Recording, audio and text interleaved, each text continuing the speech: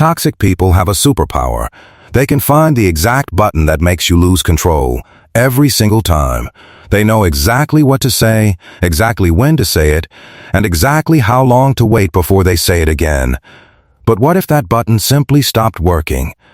What if nothing they said could touch you anymore?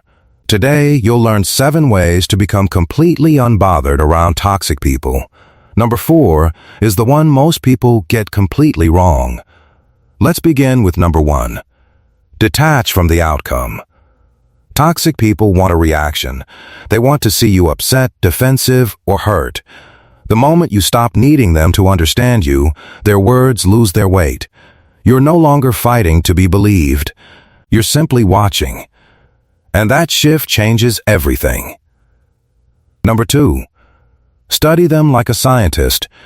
Instead of feeling every insult personally, start observing their patterns.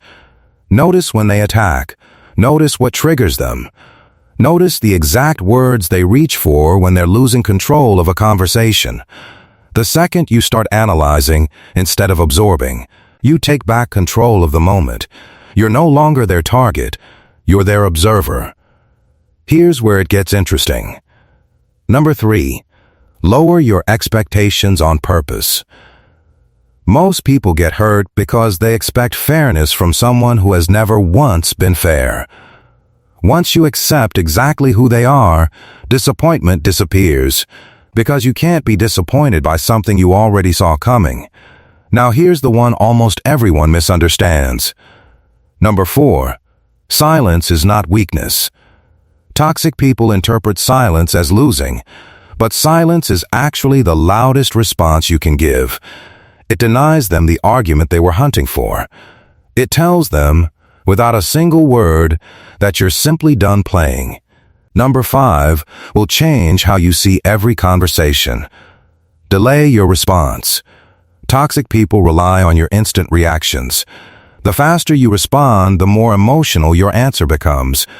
But if you pause, even for a few seconds, you interrupt their entire strategy. That pause is where your power lives.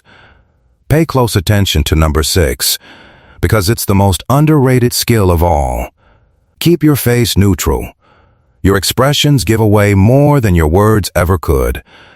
A flinch, a sigh, a widened eye. These are exactly what toxic people are hunting for. Master your expression, and you become unreadable. And finally, number 7. The hardest one. Accept that you might never get closure. Toxic people rarely apologize the way you deserve. Waiting for that moment keeps you chained to them long after the conversation ends. Real freedom begins the instant you stop needing them to admit what they did. Here's the twist nobody expects. The less bothered you become, the more unstable they become. Toxic people feed off your reactions. When that food source disappears, something strange happens. They push harder, test new tactics, and sometimes even accuse you of being cold, all because the version of you they used to control has stopped showing up. They escalate, searching desperately for the version of you that used to break. But that version is gone. And watching them search for someone who no longer exists is its own quiet kind of victory. This transformation doesn't happen overnight. There will be days you slip back into old reactions, days their words still land harder than you'd like. That's normal. What matters is the direction you're moving in, not the speed.